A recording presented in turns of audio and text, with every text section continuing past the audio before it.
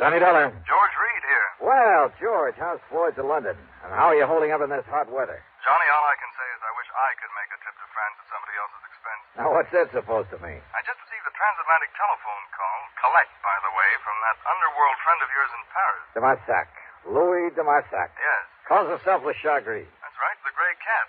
Why he ever chose to call himself that? Because at night all cats are gray. So he's hard to see in the dark. Well, free enough for yourself. Paris after dark. De Marsac knows more about the dark alleys and sewers and back streets. But what did he call you about, George? He wants to talk to you about the Olney diamond. The what? $750,000 worth of diamonds, a necklace that was stolen from the Earl of Olney during a recent visit to the United States. Le Chagris has a lead on him? He wouldn't say, but if he has, you can get them back. Believe me, we shan't quibble over your expense account. Including whatever may be necessary to grease the palm of de Marsac? His information usually comes pretty high, you know. I understand that. And a bit of an allowance, shall we say, for my own entertainment while I'm there? Well, now, don't go overboard, Johnny. George, I'll be in touch.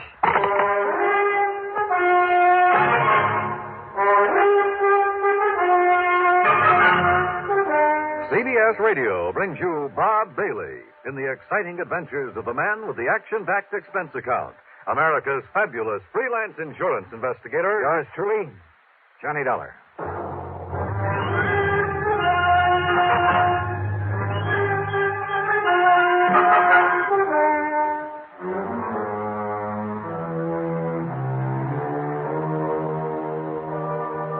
Expense account submitted by Special Investigator Johnny Dollar.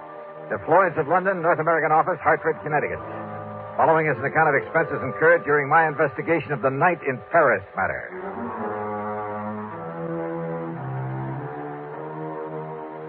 Expense account item 1, $12 even for a call to Paris, France. To a man I wouldn't trust any further than you could throw the Louis de Marsac. Oui, Monsieur Dollar. This is your oldest, your dearest friend, Le Chagris. Oldest and dearest friend, huh? But of course. One of the crookedest, chiselingest connivers I ever met. Oh, But no. George Reed says you have some information about the Olney diamond, which means you've got your hand out as usual. Oh, believe me, mon ami. I only told him that I wished to speak to you about something. You didn't hint around about those diamonds? Well, perhaps I did make some very slight reference about them. Yeah. When he objected to my phoning him what you call collect. You know where those diamonds are, de Marsac?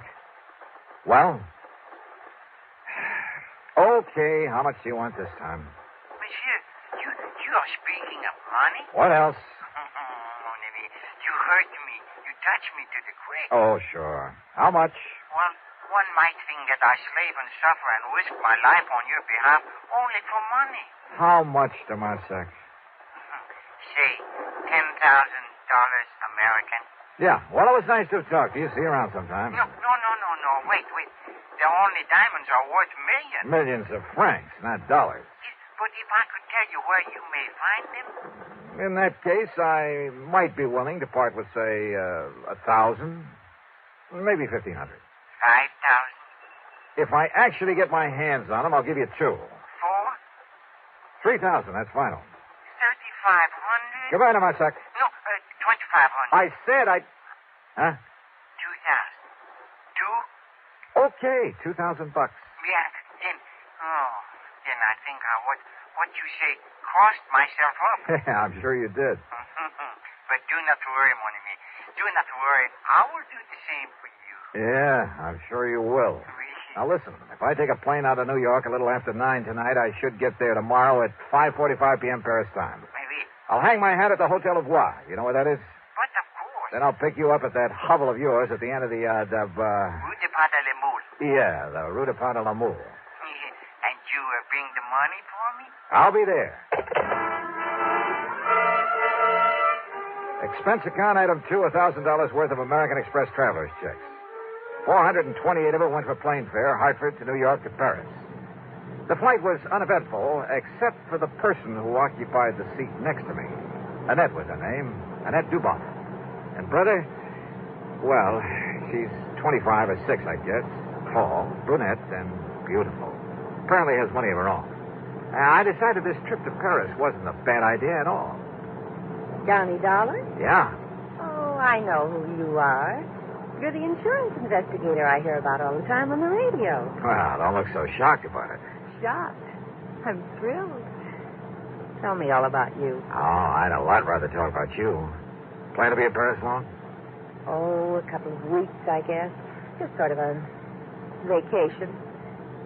And I'm all alone, so I don't have any definite plans. Ah. Have you, Johnny? I have now. You certainly don't beat around the bush, do you? You know something? I like that. Well, good. Where'll you be staying? The Joy Sang. All right, then as soon as I get things cleared away, I'll call you. Are you over here to work on some kind of a case? No, just to see an old friend of mine. Are you by any chance staying at the Joy Sang? The Lavoie. It's over on... I know where it is. And as soon as you're free, you'll call me. Are you kidding? Well, about that time, the stewardess, bless her heart, came around with a champagne. So, what with one thing and another, the time passed quickly. Then, at exactly 5:45 p.m. Paris time, we landed at Orly. Item 3, 5:20 American for a taxi to my hotel, after dropping Annette off along the way. I shaved and showered, then took another cab to the dingy little apartment of Louis de Massac at the far end of the Rue de Pas de l'Amour. You ask me, it's one of the most disreputable-looking apartments in the whole city. Dirty, squalid, ramshackle. And, of course, Le Chagris had to live at the top of 4 long flights of stairs. When I finally got up there, feeling slightly winded, I noticed that his door at the end of the gas-lit hallway was standing wide open. What? De Marsac. Louis de Marsac. Oh!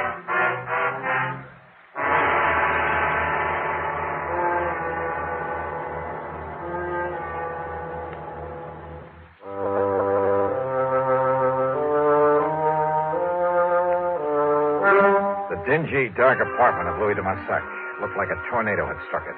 It was a shambles, as though somebody had come in and simply done as much damage as possible, and yet at the same time was looking for something or someone.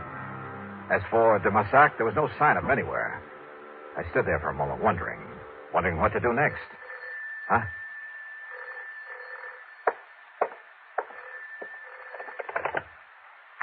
Hello. Yeah? Monsieur Dollar? Who are you? Your faithful friend, Le Chagris. Now listen. Oh, do you mind telling me what under the sun happened to this joint of yours? Listen, please. You have turned on the lights? No, but there's enough light coming up from the street. Yeah. Now you must get down to there. Oh?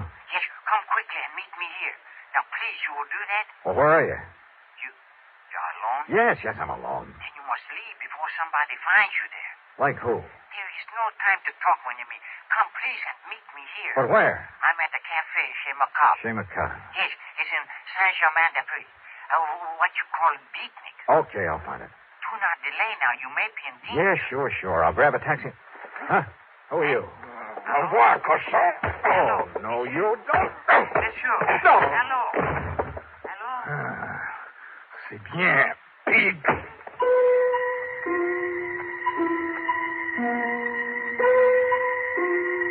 When I came to, I found myself propped up in the remains of a chair. A bottle of cognac and a glass had been placed on a table beside me. I helped myself. And next to it, a piece of paper. Scribbled on it were the words, "Je regrette." I'm sorry. So believe me, if I ever catch up with him, he's going to be a lot sorrier. Another snort of cognac, and I felt able to navigate. I went downstairs, grabbed a taxi, that's item 4, a couple of bucks, and had him take me to the place de Marsac had mentioned over the phone, the Chez Macabre. And what a joint. I've seen a few beatnik pads that were pretty crazy back in the States, but nothing to compare with this. It was a smoky, dark, and dirty place. The beatniks packed into it were dirty, too. Characters who made a business of being characters, including a gaunt chick chanting some poetry in a corner. Then a wormy little man sidled up to my table out of the shadows and proceeded to help himself to my drink. Yeah, it was de Marsac, the Chagris. Do not seem to know me at first, mon ami. Even when you come over and help yourself to my cognac? In this place, it is the custom.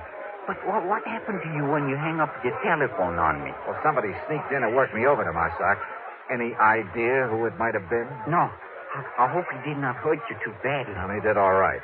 But why? Now, why the crazy note he left saying he was sorry? But of course, monsieur. But of course what? Well, he must have thought you were me. Oh? Oui. because of a little deal on the statue that I made a week ago. In my business with some of the terrible people I have to deal with, this sort of thing happens all the time. I'll bet. But then, when this man, he discovered he had made a mistake, that you were not me... Oh, sure. What can you, the American, know of the art, the poetry of today? Huh? Now, what brought that on? Yeah, I will translate for you then my lovely, my beautiful ode to nothing. Ode to nothing? Listen to my every magnificent word. Oh, now, wait a minute. Nothing. Huh? Nothing. Oh, now, look, Marsac, come on down to earth. Wait. It is all right now. Huh? All right, what do you mean? It was for the benefit of the man who came by the table, who looked at us. Oh, yeah, I noticed him. He was very curious about us, like a spy. A spy? Yes, of course. He may have been from my dear friend, Monsieur Francois Dubesson. Wait a minute. Francois Dubesson. Isn't he the fence who got hold of that painting that was stolen from Vincent Price a while back? That I helped you to recover for a slight fee. And it was through him that you located the Blue Madonna that was taken from the gallery in Philadelphia. Oui, the same. And now it is Dubesson who has the only diamond. You're sure of that? I am sure. Also, it was Dubesson who arranged to have them stolen back in your United States. Your good friend, huh? But of course. But you're perfectly willing to double-cross him. Why? Because you will pay me so well. If I get my hands on those diamonds. Oh, I have it all arranged. So, if you would like to pay me now, the $5,000 American... When I get my hands on them. And it's only $2,000, remember? Oui. I cheated myself. Okay, now, how do I get them? I have told him that you're here, that you are very rich, that you will pay him 15 million francs. 15? Well, that's close to $30,000. It is better there remain lost to your company. All right. Where'll I find him, this Francois Dubesson? He will come to you. With the diamonds? Yes, at your hotel. Tonight at midnight. He knows my name? Well, I've told him that you are Monsieur Robert Matthews from Texas. Hey, yeah, good. Then I'll have to take another room under that name. But of course. And you're sure he doesn't know who I really am? My business? No, because only I could tell him that. All right, now look, Demasak. If you have any idea of double-crossing me... You? Oh, my oldest, my dearest. And yet, if you were to find out that 3,000... Wait. Okay, Demasak. If it all goes off without a hitch. But if it doesn't... Oh, have no fear, mon ami.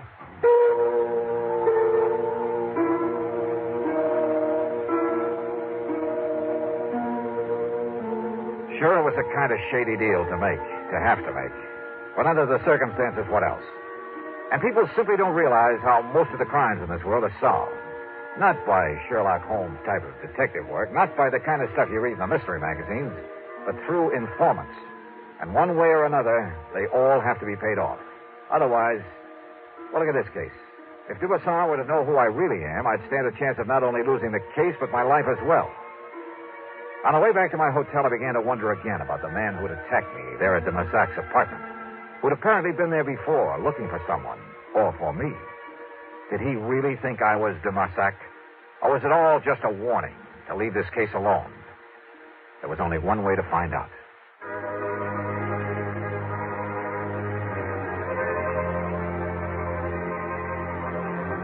Back in my hotel, I arranged for another room under the name of Robert Matthews from Texas, USA. It was a room adjoining my own with a connecting door. In it, using my best Texas drawl, I'd meet Francois Dubesson when he came at midnight with the Olney diamonds. 15 million francs, Demasac had told him. Little enough for a necklace worth $750,000. But I've never yet paid a thief for the return of stolen goods, and I had no intention of doing so this time. I settled down to wait for midnight. And then I suddenly realized why I'd felt only half-dressed ever since I was attacked over in Demasac's apartment. Sure, my gun was missing. Without it, and if Dubesson was wise to me, was the phone in the other room, the one where I'd act out the part of the rich Texan, if there was any point of it.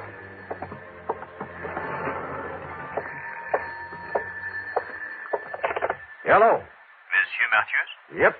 My name is Dubesson. Francois Dubesson. Say, I've been waiting to hear from you. You are alone, monsieur. Don't think I'd let anybody else in on our little deal, do you? I hope not. I can be there in 5 minutes. Yeah, anytime you say. I'm just laying here in bed reading to myself. You have the necessary money with you, in cash. Just finished taking it out of the hotel safe. Monsieur Matthews, if we're able to make what you call a deal. Sure it can, huh? Oui, but I must inform you I will come to your home prepared for any, shall we say, exigency. Huh? Now, what's that? The gun I carry, it has a silencer. 5 minutes. I'll be here.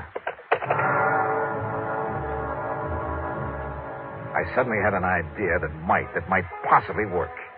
Out of a small rug, a pair of shoes, and a couple of other things, I fashioned a dummy, laid it carefully in the bed in the other room, after making sure the head of that bed was toward the door. I piled up a couple of pillows so that even if there really been someone in it, only the outline under the covers would be visible. I left a cigarette burning in an ashtray, propped up a magazine. From the doorway, then, it looked like someone lying there, reading and smoking. I hoped. I unscrewed a light bulb, then stood behind the slightly open adjoining door. Come in, man. Come in. You were very foolish, Monsieur Dollar, to say you obtained the money from the hotel safe. The night clerk has informed me otherwise. Also, he confessed it was you who took both of these rooms. Well, have you anything to say? I told you Dollar was here because of the jewels, Francois. Annette. Oui, ma chérie.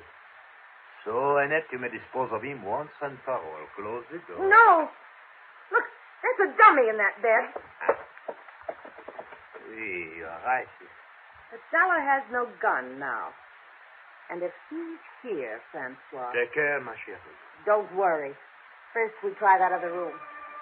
I nudged open the adjoining door, and with everything I had, I pitched the light bulb across the room at the far wall. No, he's in here. Then I dove in low at the first of them I could reach. Annette! Annette! A bad mistake, Johnny. Because I have the gun. Yeah. I suppose I should have known, Annette. Your last mistake. Because with this silencer, nobody will ever know. Oh, I'm sorry, mademoiselle.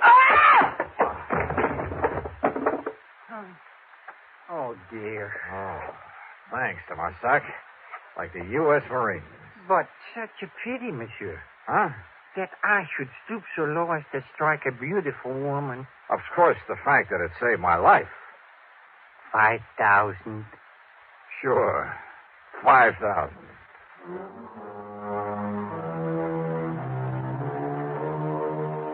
Of course, there'll be some fancy international legal procedure necessary, but I'm sure the company can arrange for return of the necklace to the United States.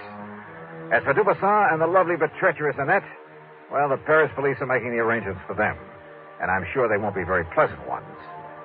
Expense account total, including a couple of nights on the town, $5,000 for Dubuisson and deluxe transportation back home, $5,878 even. Wow.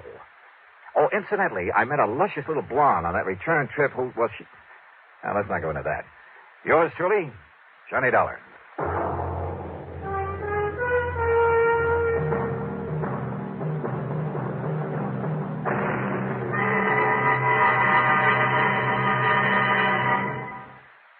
Here's our star to tell you about next week's story. Next week, a foggy night on the Embarcadero in San Francisco.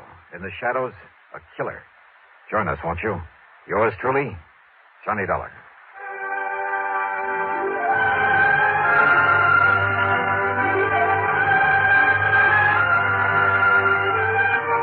Yours truly, Johnny Dollar, starring Bob Bailey, originates in Hollywood and is written, produced, and directed by Jack Johnstone. Heard in our cast were Virginia Gregg, Forrest Lewis, G. Stanley Jones, Tony Barrett, Bill James, and Gus Bays.